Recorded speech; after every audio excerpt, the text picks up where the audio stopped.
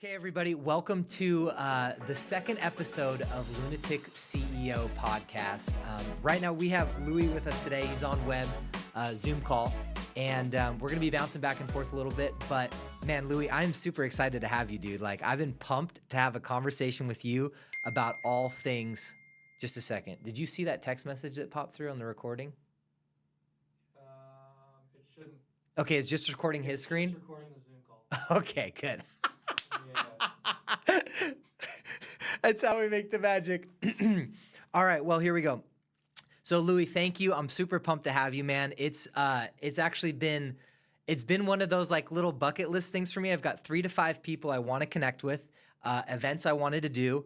ITC Vegas Insurance Tech Conference was one of them. Knocked that off, going to be speaking on that stage. And then yours, App Growth Summit, is a conference or like a one-day summit that I attended in San Francisco last year, made a bunch of great connects, met you personally, and then now we've kind of just been following each other over the last year. But I'm going to let you kind of speak to who you are a little bit because you are doing stuff at a global level when it comes to technology, marketing. You've launched App Growth Summit. You're the founder and the managing director. All that to say that you still work, you still do stuff. You're not just, a talking head. But with that being said, man, give it away. I'm so thankful for having you. Hey, thanks for having me, Rudy. And hello to everybody who's the millions who are watching this podcast. Yeah, millions. They're going to be there. Someday. So I started by my founder journey, I guess, is for AGS is I was working for another company and running a marketing agency. And I kept talking to people who would come to the events. And everyone kept saying, like, we miss MAU when it was small. And for those who might not know, MAU, Mobile Apps Unlocked, is the hugest, biggest event for our industry, mobile apps. Yeah. And everyone kept saying that they missed it when it was small and it was more intimate. And I was thinking, well, if this is what people want, it's like marketing. Find out what people want and give it to them. Then why don't I just do that and just never grow past a certain point? So it's never an MAU. Fair. Yeah. So, and also people don't like the pushiness of some of the salespeople who just buy a ticket to work the floor. So I said, well, let's make it invite only. And the only service providers that come will be sponsors that believe in the event and invest in it. And then this way they're also protected with their investment because then they don't have to compete either with just people who pay a $300, $400 ticket. So it's better for the attendees, it's better for the sponsors, it's better for everyone. And then we have a unique brand that's, special kind of community vibe. And here we are, 8 years later. Dude, you are doing this at a global level. Talk to me about the different locations. I actually almost went over to, I want to say the one that you did in Latin America. But anyway, share about what you've been doing. Yeah, Sao Paulo, but share with me about the different locations and just the beauty of doing this at a global level, not just in the US. It's truly, I'm truly fortunate to be able to do this on the global level because part of it is like traveling. That's the fun part, but also meeting people from all over the world and hearing all of their challenges or where they are unique or where they're the same as other locations. So we do 4 in the United States, we do 4 in Europe. We do 1, gonna be 2 next year in APAC, and then we do 2 in Latin America, and someday Africa, and someday Antarctica, maybe. That's awesome, dude. Yeah, no, as more app development gets happening in these areas and you can invite some good people to be a part of it. Well, I can say like just from attending your conference or your summit, your one-day summit, I made some fundamental connects. I mean, I connected with a 15-year executive of Google. And she's been on my silent board of directors, and she has spoken into me and into my business in such a way that it's just invaluable, And that connection I made at your summit. So I am thrilled to be speaking at the next one and then, doing more work with you. But in the meantime, let's talk more about yourself, Louis. I know you have a plethora of marketing experience like we talked about all throughout the years. Let's get into that entrepreneurial spirit, that lunatic mindset that is necessary. And I can tell you, okay, for all the viewers, Louis is an exceptional speaker himself. I have to say, you captivate a room, you grab people, you have humor. I swear you could do stand-up. I wouldn't be surprised if you told me you did stand-up comedy at some point. So, I did improv. I did improv, not stand-up. So close enough. Okay. Yeah. All us theater geeks there. Let's talk about some risk-taking moments with you, man. I want to hear about some significant risks that you took, and if you feel like sharing a little bit of the story we talked about before we got on air, I'd love it. So go ahead and share with us some of your risk-taking moments. Yeah, so the first one was dropping out of college. That was pretty big risk. Or apparently it's not that much of a risk because now I don't have student loans. Woohoo! Yeah. So, Yes. so actually, Yeah. I did in the first semester, I did a business plan, like for the assignment was create a business plan around the music business because I went to an art school and I Hmm. had been writing my whole life. I'd been a musician, acting, all the entertainment type stuff. And then so I did, hey, what kind of business would be around music that I could do? Well, I love Hmm. music. I love writing. Why don't I write about music and do a music magazine? And my instructor actually, he's like, you know what? Why don't you honestly just like do this? I'm like now? He's like, yeah, like college is kind of repetitive. And like, what are you gonna do here? He's like, honestly, like this is a really good plan and you Hmm. got a good personality for this. And I'm like, well, what if I can't get these bands to interview? Like, I don't know anybody. Hmm. And he's like, he Yeah. said something that changed my life. He said, you'd be Mhm. surprised who you can get on the phone if you just try. And I changed that to my life motto. You'd be surprised what you Yes. can accomplish if you just go for it. Come on. And yeah, and I use that philosophy for everything I do. I Hmm. got a job at Universal Studios in the film industry off of monster.com. Like I didn't know anybody in there. I say, well, you know what? If I go for it and don't get it, it's the same thing as if I didn't go for it. So I might as well Yeah. give myself the opportunity. So I Yeah. did, interviewed my way into that for a few years, worked for another film studio. Then Yeah. I did a marketing agency for quite a while. And then one of my Hmm. clients was another mobile app conference company. And then I Yeah. kept hearing all this stuff about, Hmm. we miss MAU when it Hmm. was smaller and we want this type of community event. Yeah. So I said, you know what? Let me just go for it. I had like $15,000 in my bank account and I couldn't do an event for another like 4 or 5 months out of like respect Yeah. and loyalty to them to not step on their toes. So Sure. then I had to like, peanut butter jelly sandwiches, tuna fish, ramen soup for like the next 4 or 5 months until we had our first Yeah. event. But thankfully it was a sold out event and we've been off and running ever since. And now we're global. So look at us. Boom. That's awesome. Yeah, man. No, you've been a part of multiple global companies at this point. I mean, what do you think? What do you think the history of being with those globally represented marketing companies before has? How has that helped and served you? With AGS. I mean, obviously, to even have the vision of taking summits and taking these conferences to a global stage is already kind of bigger vision than most have. Well, I guess that comes from my creative origination, of like Yeah. writing and everything. I was creating stories in my head, and I always wanted to Yeah. do like empires. Like my cousin wanted to be a director, and he's like, "Oh, we could do this thing," and I'm like, "Yeah, we could do a film company and then do other." He's like, "Dude, I just want to do one project," and I just always Yeah, was one like, at a "Why time. stop? Yeah, why stop there when you could just do everything?"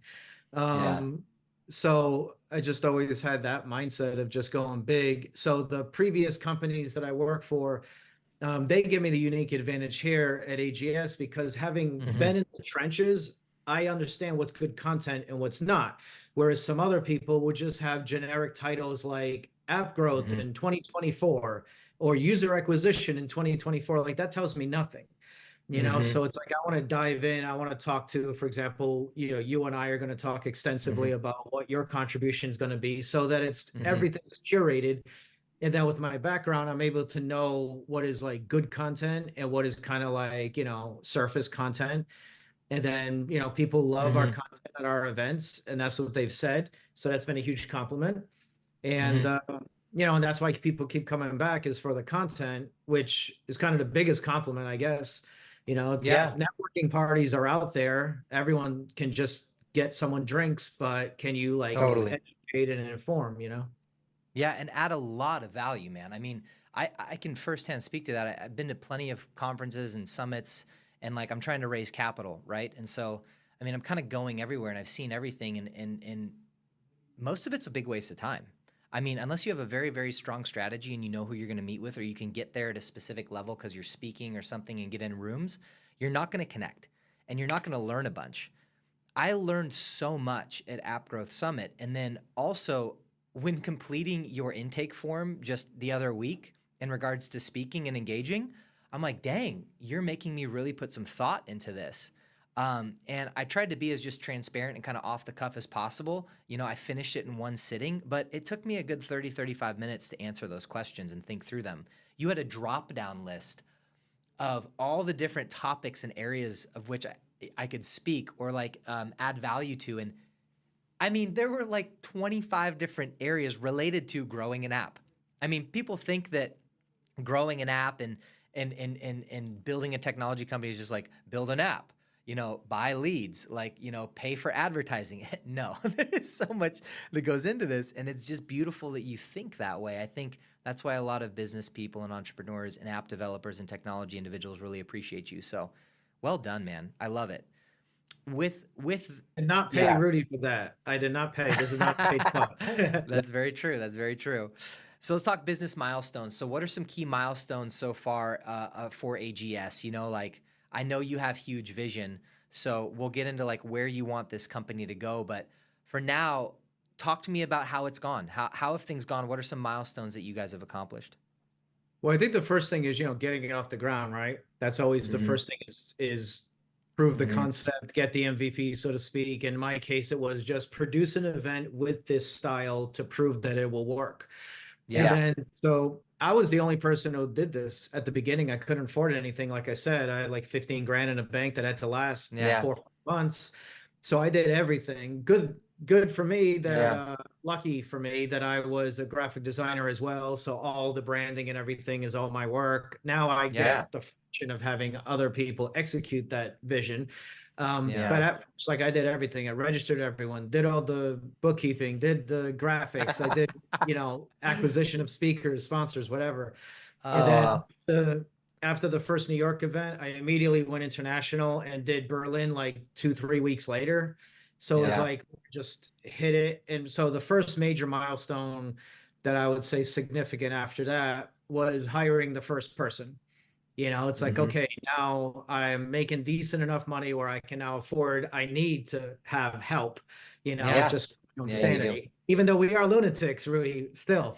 Yeah, got to go through that sanity check. Yeah, that's what our board talks about. Sanity checks all day. Sanity Yeah, checks. exactly. So there was a big one. And then also making the recommitment to the job where I was about to buy a house a couple of years ago. And I Yeah. looked at the down payment, I looked at the mortgage, the property taxes, everything. And I said, you know what? We're really Mm. overworked, understaffed. I could do this and it'll serve myself if I buy this house, or let me give it up, get my earnest money Wow. back, and let me reinvest that third of $1 million like back into the business. So then we hired 4 more people, Yeah. and the people paid them real salaries, and I love the Hmm. team. You know how it is because you have a great team too. Like, Hmm. yeah, you need to work hard and really invest everything and give your soul to your business, but without a great team, you can only go so far. So we're both Yeah. fortunate to enjoy amazing teams. You know, that's huge. So you would say that, you know, you launched the MVP, the minimal viable product for our audience watching. It's app speak for like the thing that really kind of sucks, but it gets the job done and you can kind of prove a couple things before you invest in version 1. That's where we are with Luna. We're actually putting version 1 out here in the coming weeks, but MVP launched it, did one event in New York, went to Berlin. Like that already just sounds crazy. And then you found the right. Who was that number? Who was that first hire? Who was that for you? Actually, it was funny. The first hire was the TaskRabbit for my first event. TaskRabbit's like a service that for hire thing. So I Yeah, yeah, needed yeah. somebody to help out. So I hired 3 TaskRabbits because I didn't have any staff. So I put 2 in registration, and then one had a really good personality. So I told him like, okay, you're my guy. I need you to go Yeah, run, get the speakers. Here's all this. And he's like, okay, cool. And he just dove in yeah, and did. And I'm like, dude, come with me. You're with me. Let's go. And yeah, then yeah, for the next couple of years, it was me and him. His name's Mark. Shout out, Mark. yeah. There you go. And then I was able to hire a few more a year later. So Eliza Ann and Sean jumped on team. And then Yeah. pandemic happened. And Mm-hmm. and then we it was just me and Olga for a while. Shout out to Mm-hmm. Olga. She was Yeah.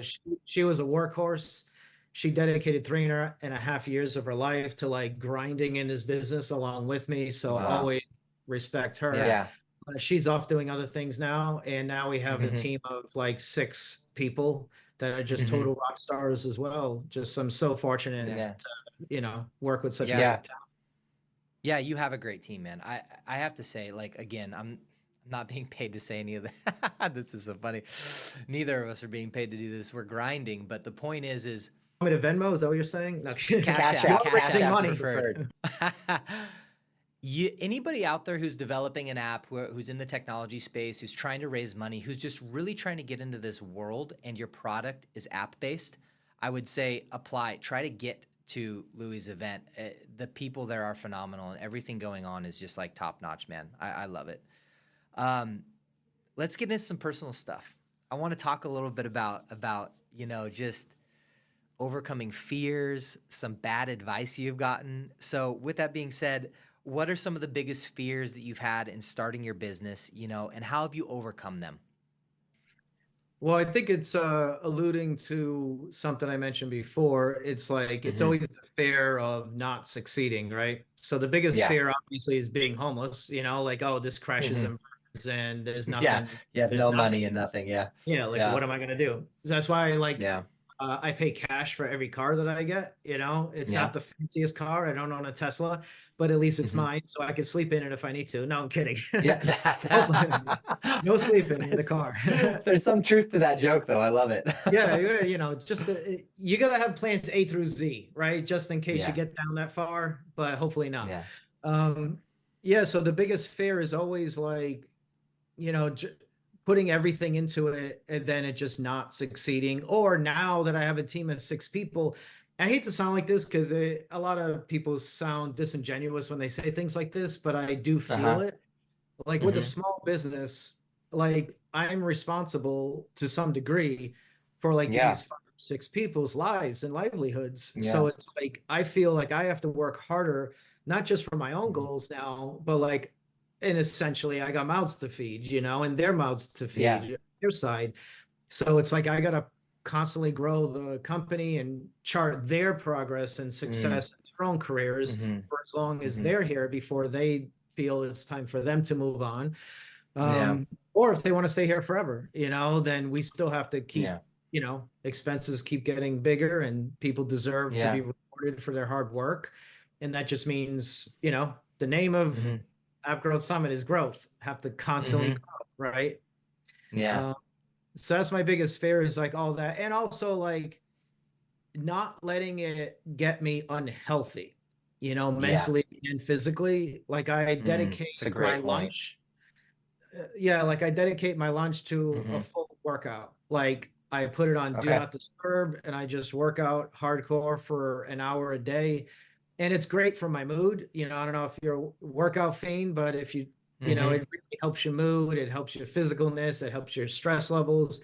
Like really fitness, so to speak, is really helps your mental fitness as well. Yeah, that's good. I love it, man. Yeah, it's body, soul, spirit. I'm that guy that when you start cold plunging, you tell everybody that you cold plunge. But I've been doing it for a solid, 7 months now. Oh. I don't have a So cold plunger, but I just do it with the shower. Like I'll that's worse. I don't know how you do that. It's like needles. Oh, Oh. yeah, it's a good just give it like 20, 25 seconds and then your body gets used to it. You know. Yeah. I guess it's the same Oh. thing with cold plunge, right? Like the initial shock and then you just sit there and then you're like, okay, I got this. yeah. Ours actually like rotates the water, like spins around, and so you never get comfortable.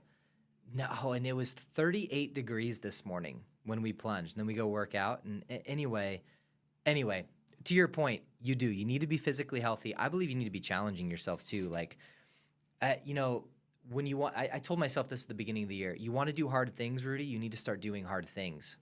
And not to say that I've never done hard things. I've done a lot of hard things, but like, find something new. Find something that's going to re-challenge you.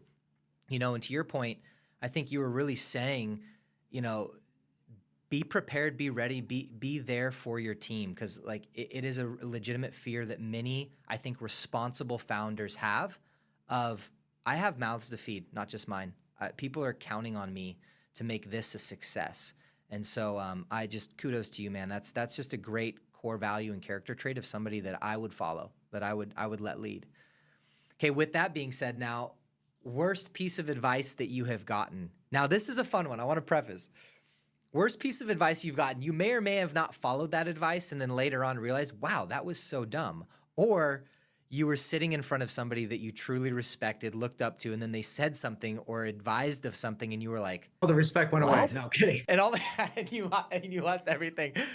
Share with us some of those moments. I've been fortunate that I don't remember a lot of bad advice, probably because I block it out and disregard it. But bad advice that I get regularly, and I don't want to say, sound negative, but sometimes people don't know what's good for them, right? So I'll get advice on how to make my events like other events. Like, oh, they do this, or this event does that, and that event does that. It's like, yeah, y'all are here for a reason. So that is like, oh, why don't you just give out the email list to everyone like ahead of time, like 3 weeks out? And it's like, no, because then everyone's going to get bombarded with emails and then they won't want to come to the event. And then they won't be there for you to talk to them. So it's like, to get into the whole thing, it's like, look, I know what the format is. I know how the events are successful. It's like, just come here with the intention to be a part of the community, engage in conversations with people, and make the deposits before you try to make the withdrawals, and then you'll better off that way. Yeah, no, man. It's clear that you've spent time in the tech world because like everyone trying to build a great product wants it to add a lot of value. It doesn't want to be like crazy salesy. Like it's being built to solve a problem. Otherwise, it's not worth putting the effort in. You approach your summits, you approach your events in that same exact manner. It's like add value, add value, add value, add value to that bank account. And then the withdrawal will be natural. It's almost like the bank account will just be forced to give back. And that's the quality of people at your events was probably most profound. Besides the individual I'm referring to, who is a Google exec, I made about 4 other connections there that I have maintained. And she and another individual are both a part of my silent board. And so kudos to you, man. I can't say that about any other event. So I love it. Yeah, if we could throw in some general business advice based on that, it's like how we're talking about adding value. Like if you have a mobile app, that's something I've noticed like all over the world is like a secondary consideration is user experience and a monetization model. Everyone thinks like, let's grow with users and then we'll flip it and then we'll sell it and then we'll be able to sell the business. But if you grow the business and understand that user experience is kind of one of your top most important things besides the user acquisition, because you spend all the money to get the users. If the experience in the product isn't really interesting, then all you did is waste money. No, there's very much 2 trains of thought with this. And actually I'll digress and kind of go into it a little bit because I love that point that you brought up. With Luna, we're far more focused on the user experience than we are on the growth side right now, right? And so we're living in this tension of how much do we build, what features do we build before we, spend more money on advertising, before we spend more money on growing this thing. And so the advice I would give is like, live in that tension.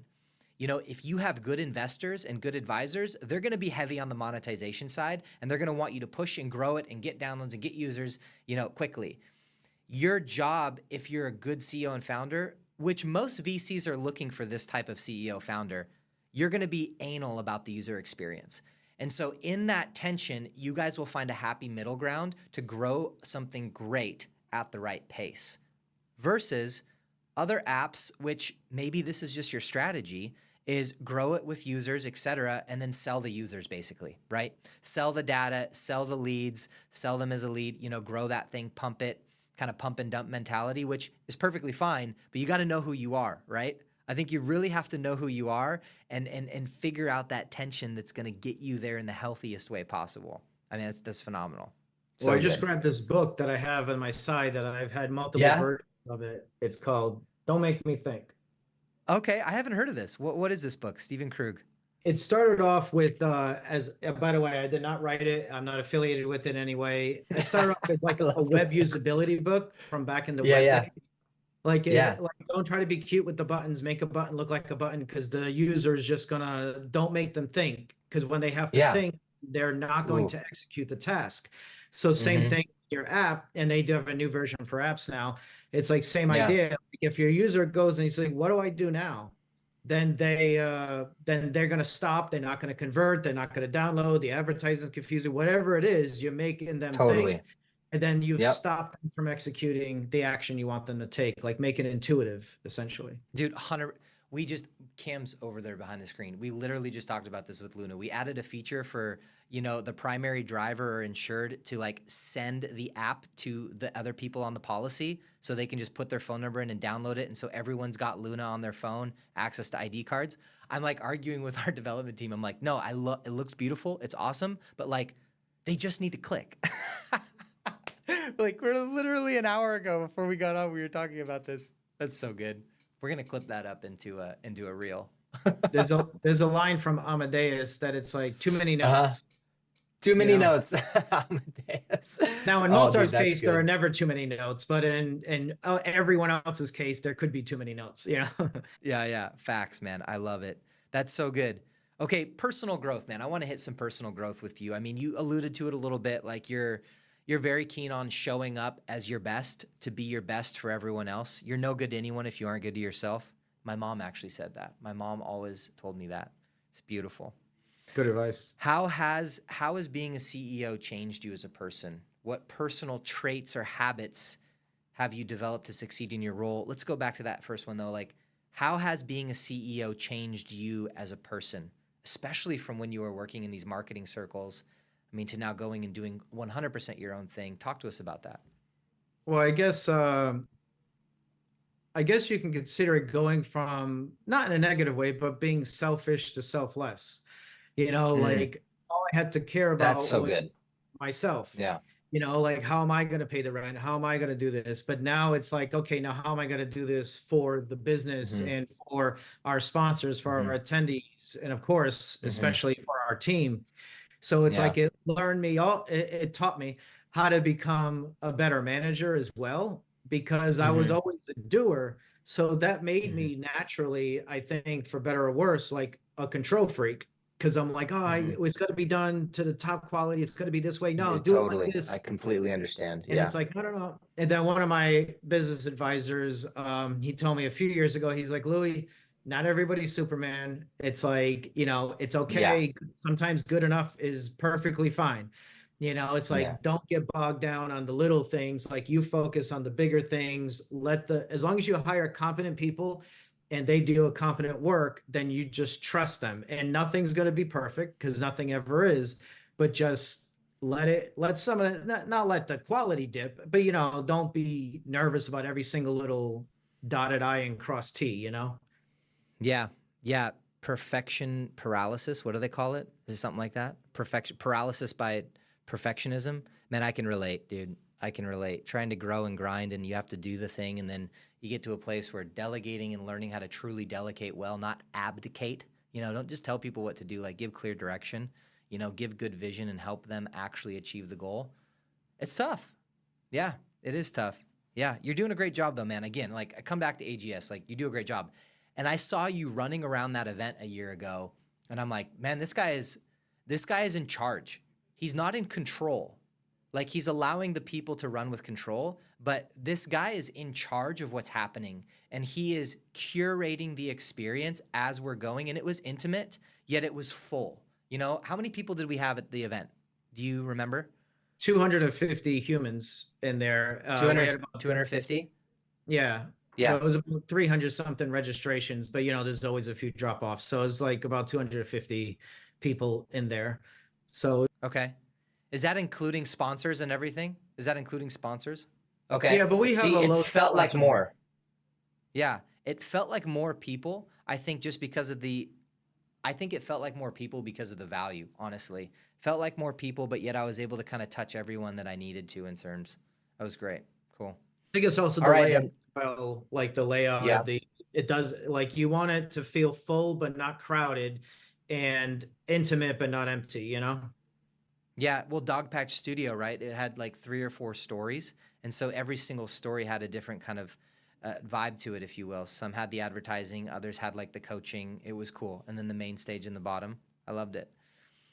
All right, brother. What advice are you going to give our audience? I really want to get into this one. You have such a broad spectrum of experience, you know? So it's like, what is the number one piece of advice that you would give to an aspiring entrepreneur? What would it be? Um, you have to be able to be honest with yourself, and you have to be Mm, able to be your not harshest critic in a negative way where you beat yourself down, but you have to be able to see reality. You have to be yeah. able to be critical of your own work, and you have to be able to leave your, as they say in the film industry, you have to be prepared to cut your favorite scene if it doesn't tell the Hmm. story. Yeah. So like you Man, have that's to, good. like That's that's the really good. one advantage that I've Very been good. lucky enough to have like internally, is I don't Hmm. have that over attachment to something. Like the right answer is what's going to work best. So when we go into Hmm. brainstorming So meetings with the good. team, I tell them like, I don't care if it's my idea or your idea. Like as long as the right idea wins, then cool. You know, Yeah. then that's what's best for the company. Because Hmm. like it's no point for me to be quote unquote right all the time and then go down with the ship, you know, and then I lose people because Yeah. they don't feel like, oh, I know this is good, then I'm not getting heard. So I would say be Yeah. prepared to take a step back. You have to look at everything as if it's not your company. That's the Hmm. toughest thing, is like if I was an outside person looking at this and I knew Hmm. nothing, what would I think of it? Is this the right move? And then Hmm. that sometimes can give you clarity depending on how well you are able to divorce yourself from your intimate feelings of your own business, because it's very personal, it's your business. Yeah. Um, and I would say you have to be prepared to work really hard. People think they know how to Yeah. work hard until they try to start a business, and then they see, what? You know, there's so Oh much man, stuff. that's so accurate. It's so Yeah, accurate. They don't get it. They just don't. yeah, They there's don't. so much stuff that you have no idea that you need to be on top of. And every Yeah. single day, uh, competition is trying to take stuff away from you. Every single day is Yeah. a struggle. There's a new thing that pops up that is like you wake up every day to look at your inbox. So I suggest actually work out in the morning before you look at your Hmm. inbox. So this way you've got Yep. that done. Because the second you look at your inbox, you're gonna have some good stuff and you're gonna have some bad stuff, and you're gonna Yeah. have just tasks to do. Yeah. Um, so also hire a bookkeeper, a really good Yeah. bookkeeper, so you don't have to deal with that. Yeah. And also, when you make your hires, know that it takes forever to find a good person and to train them up. So make Yep. sure the hiring process is slow, recommended. You got a good vibe with them, and if possible, like do a trial run before you dive all in. Um, Yeah. because that having good people is could be your biggest and worst situation, your best and worst Yeah. situation. Man, that's all so very good. I love what you said number one was, but number two was hire a good bookkeeper. number three, number three was, slow to hire, fire fast. But number one was profound. You need to be able to divorce your idea. You need to be able to look into the best interests of the company. Have you read Principles by Patrick or by Ray Dalio? I have not, but I will now. Yeah, it's a long read. It's pretty economic specific, but he also gets into business side, and that's how he runs his companies. Yeah, the best idea wins. And I love that. That's how I like to rule with things. It's difficult. If we're being honest, sometimes it's hard to divorce our ego from the process. And you have to just be willing to be challenged. That's why I like surrounding myself with people that are just, they're challengers. My primary app developer, he's the guy I was arguing with earlier about this thing. And as convicted as I was that we needed to do XYZ, he still challenged me. And I'm like, you know what? I appreciate this. I never want to stifle that. I never want to squash people challenging my thoughts. I always want to be inviting to that and appreciative of it. Because if they stop, I'm in a bad space. I'm blind. I'm blind to my own ego. And I never want that. So that's really good. That's You know great what? advice. I actually love and prefer when people challenge because it means they're invested. It means that Yeah. they care. When you ask someone, "What do Yeah. you think?" and they're like, "Yeah, sounds good." It's like, "Do you care?" Like, Yeah. "Oh yeah, whatever you think sounds good. Uh, Just let us know what you want." It's like, no, I want to know uh, what we think. Like, this is. this is turning into marriage advice. It's like me and my wife trying to choose where to go for dinner. Oh, I know a trick for that. I know a hack for that. I hope Uh-huh. she's not listening. Okay. What She you might do is be. I don't know. there's two hacks. The first hack is say, "I want you to guess, where do you think we're going?" And then when she says, say, "Oh my God, that is where we're going." And then that's it. The other one is just don't even just say, just pick where you want to go and just say, "I have a surprise. I got a surprise for you." It's like, what There is you that? go. I'm telling you, it's a surprise. Do you ever show up though and she's like, "Oh, I didn't want to go here." Because that's the classic. You name 5 places. Nah, I don't want to go there. I don't want to go there. Yeah. Well, then I guess give her Uber Eats and say whatever you want, pick it. Oh, I mean, there we go. That's a great app. I got two hacks. I don't have the third one for that, so I'll have to work on it. You'll be thinking about it. By the time we're at your event, we'll have some ideas. I love it. Or you can A/B test it Are- for me because you have a great family. So see what works and let me know. I'll try it with all 5 of my kids too. I love it. Oh man, speaking of all this stuff, I want to get into future goals, man. What are your future goals? Like, obviously, where do you want to be within the next couple of years? You may have some measurables that you're tracking. I would assume you do. And then where do you want to be in 10 years? Where do you want to be in 10 years from now? 10 years, probably Thailand, just living out Okay. there. You know, Okay. Chilling. Yeah, like I go to Thailand every year now for like a couple of months, and I just do Yeah. like, Muay Thai, MMA, and then just relax on the beach. And then I use that as like Yeah. a mental, recalibration. And I usually go Yeah. around the Thai New Year because the Hmm. symbolism is so amazing. I don't know if you Hmm. know, but not everyone knows. Mm. Mm-mm, Originally, I it don't. was meant where the family gets together and you pour water down the person's back or on their head as a way Oh to wow. cleanse yourself from the previous year to freshen Hmm. yourself ready for the new year to come. So, like, I Sure. love that. And now it's evolved or devolved into basically a big water fight. Like, you just go in the streets and everyone just like shoots each other with water guns and throws water on each other. It is the most fun you'll probably ever have, like to go to Thailand during Songkran. Yeah. The vibe is so positive, and it's like, so I could see like myself, like, and the Thai people are so nice and genuine. Like, there's no like quid pro Yeah. quo. There's no like, Yeah. oh, I'll do this for you, but how much? It's just they're just nice Yeah. people. And to live in Phuket, like the island, like time Uh-huh. doesn't exist. Like every day's the Wow. same, and not in a bad monotonous way. Like there's the beach, Mm. there's good weather unless it's raining, then it's really bad. Hmm. But then it's Yeah. like The you just monsoons. relax, everything's nice. So I could Yeah. see that. But also as far as business goes, um, Hmm. I'm going to eventually create a consultancy because I have all Hmm. this experience with marketing and everything, and I hear all the problems that apps are having, and I don't Yeah. really, I'm a fortunate spot with the business in my life. Like I don't need to get millions of dollars, like, but I feel like, oh, if I could help people out and just give them free advice where I don't have to pay the bills with the advice, it's just like, oh, Yeah. yeah, like you're having some issues, I'll tell you what I think. And then if people find value from that, then maybe create a consultancy around it after I've already, Hmm. added value to a few people and have some case studies. Then it's like, okay, there's a Hmm. secondary option there. Cause some people have asked me Hmm. to like Mm. do some consulting work. And I'm like, I just App Growth Summit's like my day and night right now. And Yeah. I don't want to do anything if I can't do it right, you know? Hmm.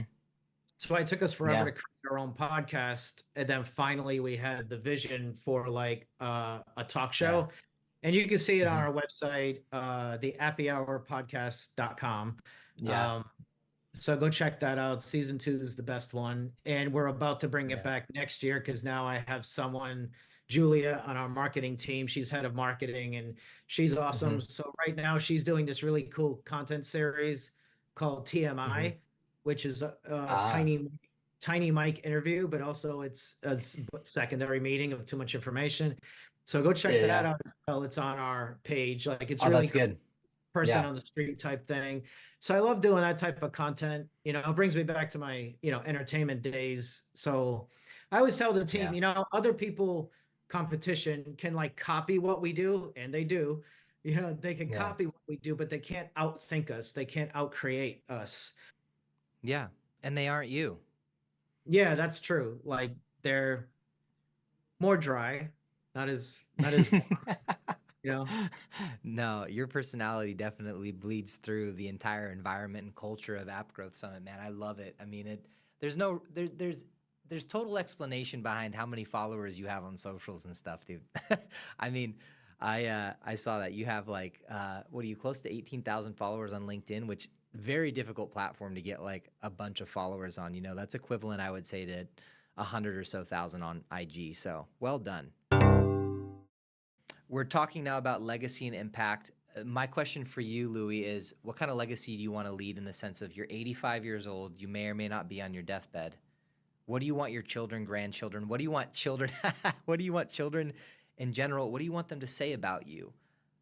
That I was a good person and they learned stuff from me, because that's what Yeah, we're about, is that's a great passing answer. things down. And you'll, Yeah. your relationships are way more important than we think, especially when we're younger. Then as you grow older, Yeah. you realize as your circle shrinks, how important relationships are. And, Mhm. without being a people pleaser, you want to please people, right? You want them to be pleased by your Yeah. presence. It's a very real thing. You know? Yeah, and it's good. It's healthy. Yeah. Yeah, You no want to one be wants to be a pleasing to loner people. jerk. No one wants to be thought of as a jerk. Well, maybe some people do, but I don't know. I don't know Yeah. me. Awesome, man. Yeah, hopefully I'll be way I past want 85, man. I know, actually, I'm like, I want to get to 3 figures. I want to get to 3 figures in age. I want to reach 100 healthy. If I'm healthy, I want to reach that. You know what I'm saying? I feel like with the advancements in technology, if we don't get to like at least 90 something, I don't know, we did something wrong. Lift weights and don't eat McDonald's. Yeah, I think that's a good start. I'm on that train, and I do work out in the mornings, like you mentioned. That is key before you open your email. Well, dude, thank you. I'm reflecting myself on a lot of the key insights that you've given, and it was actually very helpful talking to you about this. I can relate to you in so many different ways in terms of what you're trying to accomplish, from where you've come and the role that you've had within the companies you've been a part of, and how you've founded things before and where you are today, and trying to pull back from kind of doing all of it and realizing this thing is at scale. I can't do it all. I can't be perfect. And, I want to grow something with the intent, with the real true value behind it that you want to add. And I just, again, like I've been saying it this whole time, and it's super, I mean it, man. You do a great job at what you do. You put on an amazing event. You care about people in the technology space, in the app development space, and you care about thought leadership. You just care, and it's so obvious. I love that you have to get an invitation to go to these things. I love that you vet people. I love that you really take the time to think about what they're going to say on stage, what questions you're going to ask, so that there's so much value added. And we need that. If I had an event like yours to go to every single month, I'm more than certain I would raise money, more money, twice as fast. I would raise money in half the time. So Well, you kudos to you, can. We man. do I wanna events thank every you. month, so there you go. I'll see you. Come on tour. I know that's right. We're trying to do, actually, I'm going to be in San Francisco with you. We're going to talk about me coming to Austin. But yeah, with that being said, dude, thank you so much, Louis. I really appreciate the time. It's been phenomenal. For all those watching, we're signing off. We're going to thank Louis. You can find him on LinkedIn. You can also Google AGS, App Growth Summit, and you're going to see an orange logo, a green turquoise G, and then a yellow S, because there are some copycats out there. I did find some copycats out there. Everyone's trying to copy his model. But follow his stuff. I mean, I love TMI, Too Much Information / Tiny Mike. What is it called? TMI, Tiny Mike Interview? Tiny Mike Interviews. For now, we're signing off, guys. Everybody enjoy what you're doing and building out there until the next episode of Lunatic CEO.